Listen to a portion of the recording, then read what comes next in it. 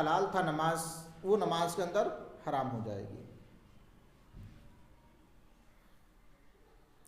मुसल्ली का बदन जुम्ब या हैज़ो निफास वाली औरत के बदन से मिला रहा या उन्होंने उसकी गोद में सर रखा तो नमाज हो जाएगी।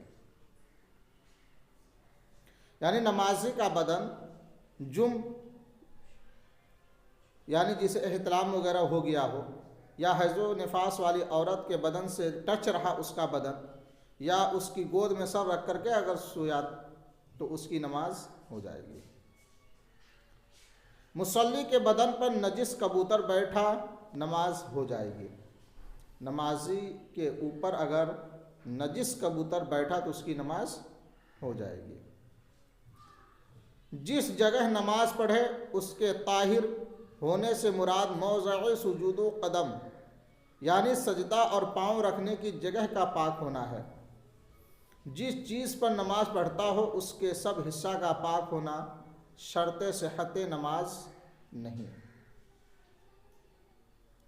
मुसल्ली के पाँव के नीचे कदरे दिरहम से ज़्यादा निजासत हो तो नमाज नहीं होगी।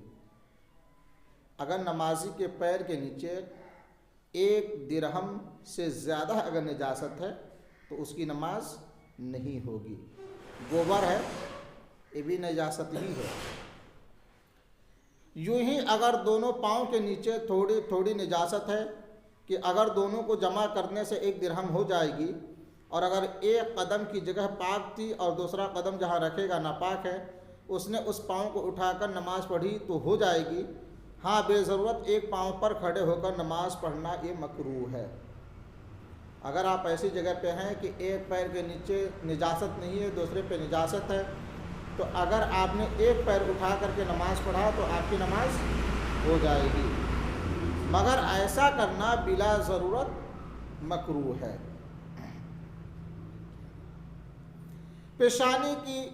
पेशानी पाक जगह है और नाक नजिस जगह तो नमाज हो जाएगी कि नाक दिरहम से कम जगह पर लगती है और बिला ज़रूरत ये भी मकरूह है।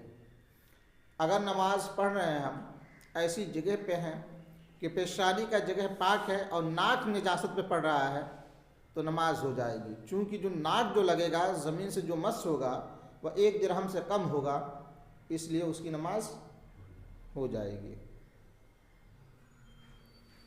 सजदा में हाथ या घुटना नजिस जगह होने से सही मज़हब में नमाज न होगी। सजदे के हालत में हाथ या ये घुटना अगर नजिस जगह पे है तो सही मज़हब में नमाज न होगी, और अगर हाथ नजिस जगह हो और हाथ पर सजदा किया तो बिल इजमा नमाज न होगी। अगर हाथ ही पे सजदा कर लिया तो बिल इजमा नमाज नहीं होगी, मगर आप देखेंगे बहुत से लोग ऐसे दोनों हाथ मिला लेते हैं सजदे में। सजदे के ऊपर हाथ के ऊपर सजदा नहीं करना चाहिए। आस्तीन के नीचे निजासत है और उसी आस्तीन पर सजदा किया तो भी नमाज न होगी। अगरचे निजासत हाथ के नीचे न हो बल्कि चौड़ी आस्तीन के खाली हिस्से के नीचे हो, यानी आस्तीन फासिल न समझी जाएगी। अगरचे दबीज़ यानी मोटी चीज़ हो कि उसके बदन की ताबे है, बरखिलाफ़ दबीज़ कपड़े के कि नजिस जगह बिछाकर पढ़ी और उसकी रंगत या बू महसूस न हो तो नमाज हो जाएगी कि ये कपड़ा निजासत मुसल्ली में फासिल हो जाएगा कि बदन मुसल्ली का ताबे नहीं है। यूं ही अगर चौड़े आस्तीन का खाली हिस्सा सजदा करने में निजासत की जगह पड़े और वहाँ न हाथ हो न पेशानी हो तो नमाज हो जाएगी, अगरचे आस्तीन बारीक हो कि अब उस निजासत को बदन मुसल्ली से कोई ताल्लुक़ नहीं रहा।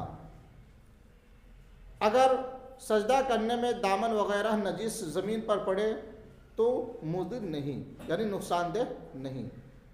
अगर नजिस जगह पर इतना बारीक कपड़ा बिछाकर नमाज पढ़ी जो सतर के काम में नहीं आ सकता, यानी उसके नीचे की चीज़ झलकती हो तो नमाज ना हुई। और अगर शीशा पर नमाज पढ़ी और उसके नीचे निजासत है अगरचे नुमाया हो तो नमाज हो जाएगी। दूसरी शर्त है सत्र औरत। सत्र औरत कहते हैं बदन का वो हिस्सा जिसका छुपाना फ़र्ज है। अल्लाह अज़्ज़ वजल फरमाता है खुज़ू ज़ीनतकुम इंद कुल्ली मस्जिदिन, हर नमाज के वक्त कपड़े पहनो। और फरमाता है वाला युबदीना ज़ीनतहुन्ना इल्ला मा ज़हरा मिनहा, औरतें ज़ीनत यानी मवाज़िअ ज़ीनत को ज़ाहिर न करें मगर वो की ज़ाहिर हैं कि उनके खुले रहने पर बवजह जाइज़ आदत जारी है।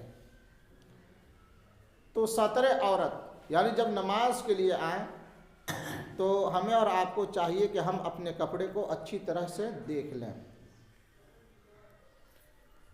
नमाज से पहले ही हम उसे देख लें। जिस जगह पे नमाज पढ़ें हम उसको देख लें कि वो जगह पाक है कि ना पाक है, बेहतर यही है। और अगर किसी ऐसी मजबूरी में है जहाँ पे नाक अगर निजासत पे लगता है और पेशानी निजासत पे नहीं है तो नमाज हो जाएगी। आज का जो मसला आपने पढ़ा, अगर पैर के नीचे 1 दिरहम से ज़्यादा निजासत है और उस पर पैर रख करके नमाज पढ़ा तो नमाज नहीं होगी। और अगर दोनों पाँव के नीचे थोड़ा थोड़ा निजासत है कि अगर जमा कर दिया जाए तो 1 दिरहम के बराबर होगा, तो ऐसी सूरत में भी नमाज नहीं होगी।